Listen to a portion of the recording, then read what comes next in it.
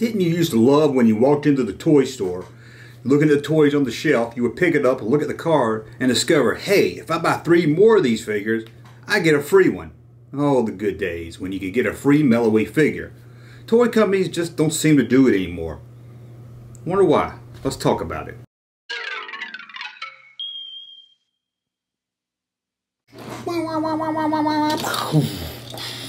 Oh, sorry, caught me playing with my new Terminator 2 cars. Gonna look great with my car movie collection. Look at that, a station wagon and a police vehicle. It's gonna be a lot of fun later tonight. What are we gonna talk about today? Well, we're gonna discuss why... Sorry, I thought my mic was off. Sorry, I got distracted. Okay, let's start over here. Why don't toy companies do Melloway figures anymore? I'm not really sure where this trend ran out, but it was probably somewhere in the late 90s, early 2000s. I haven't seen a toy company do a free mail-in figure in a long time. The last one I can remember sending all for was, I think, Frito-Lay. They did the Spirit of Obi-Wan, where you got this clear hologram-looking Obi-Wan figure. And of course, in the mid-90s, you had Fruit Loops giving away a Han Solo Stormtrooper in the mail if you bought Fruit Loops. And of course, throughout the 80s, every company did free giveaway figures. And for Star Wars, every time there was a new series about to be released, they would do a preview figure first. I mean, you had, of course, the most famous of them all, Boba Fett, Akbar, the Emperor, Anakin Skywalker. Some people even say that Yak Face was planned for a Series 2 Power of the Force giveaway, but I debunked that in a video over a year ago. So why don't toy companies do this anymore? Well, it all comes down to one thing, I'm sure. Money. Isn't that what it always comes down to? Why would a toy company even give away a figure? They're going to lose money, right? Well, you're going to have to buy figures to get a figure. And most of the time, the one you got was either a retool mold of something that was already out of the stores, or something the toy company just felt wouldn't sell in a mass market at a store, so they just gave it away free. But you had to buy a lot of figures. Most of the time, around 6 or 8 figures to get a free one. So the toy companies, of course, will make money running these promotions. People like me, people like you, and little kids would see that, hey, I gotta buy 8 figures to get a free one. Gammy just bought me one, and then they start saying, hey, you gotta get me another one. Because where you're buying figures you normally wouldn't buy just so you can get that 8th figure or 6th figure or whatever to get the free one. So the toy company was gonna win overall. But today's market for action figures, it's just not the same as it was. You don't really see many kids. I know you're gonna tell me, hey, my son and his friend, but overall, kids today, and remember this, toy companies need kids buying action figures.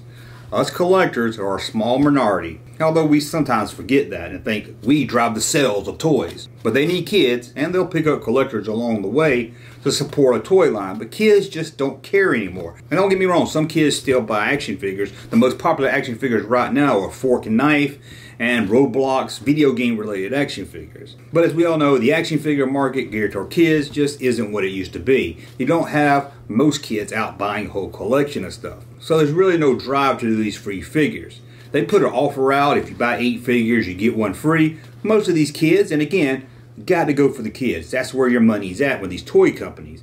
Us collectors, it is a second thought. So it's not really in the company's interest to release these figures that you can't hardly even find in stores anyway, and ask kids to track down all 8 of them for a free one. Now for me personally, it was probably the early 90s when I started not liking Melloway figures, and that was thanks to Kenner's Alien line. It wasn't their fault, but I would walk into a store, and maybe you were the same too, and you would find Alien figures on the shelf, and people's ripped off the UPC on the back to Melloway for a free figure. And it wasn't just Kenner. Other toy companies were doing free figures and the UPCs were missing. So one, you didn't want to buy it because it was damaged already. Even if you were going to open it, you didn't want to buy it. And if you wanted to buy it, the UPC was gone, so you couldn't really get it anyway. And that started what I hated, was that not only did you need a proof of purchase, you had to send in your receipt also, which made it a pain for people like me, because a lot of times I would buy my 6 or 8 figures at different places throughout the weeks. I might buy one at Target, one at Walmart, one at Kmart, one at Toys R Us, another one at KB, and I would have to collect, and I have to save all these receipts and everything also to mail them in. And I can remember the collector forums back in the 90s. They would always be people telling you how to print your own receipt at home. So it became just really a pain in the butt. And I'm sure toy companies felt it also. I mean, did they have to really hire somebody to match those receipts and everything? Hey, is this a real receipt? Did somebody print this at their home?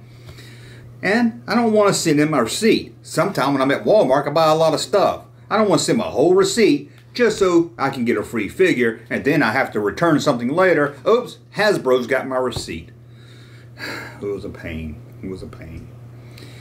But in a way, I also do miss it. It was a lot of fun trying to collect all 6 or 8 of them and waiting by the mail. Remember a kid waiting by the mail for that Star Wars figure you sent off for? I can still remember waiting on the Emperor and waiting on the Emperor and waiting on the Emperor and waiting on the Emperor and waiting on the Emperor. And then when I got done waiting on the Emperor, I waited on the Emperor some more, and he never showed up in my house. Now, I sent it off for myself, and maybe I did it wrong. You know, at this time I was like, I don't need help. I know how to mail an envelope. And I probably put a 1-cent stamp on it, or probably no stamp at all. I probably wrote the address with a crayon and they couldn't read it. I never got my proof of purchases back, never got my Emperor figure. Well, I did when he was released in stores, but I never got a free figure in the mail as a kid, that I can remember anyway. But this video was planned to go into why they don't do it anymore, but I was like, well, it's simple. It's just a money thing. There's no drive there anymore because kids aren't collecting lines. Even kids that buy action figures, they might buy 1 or 2. Hell, toy companies don't even put a checklist on the back of the card. So if a kid wanted to collect them all, he can collect them all by looking at the back of the card. No, they put a bunch of legal information in 8 different languages. Whew, not fun at all. But I just wanted to talk about this, kind of give my thoughts on why they don't do it anymore, see what you guys think. Maybe someone else has something I haven't thought about.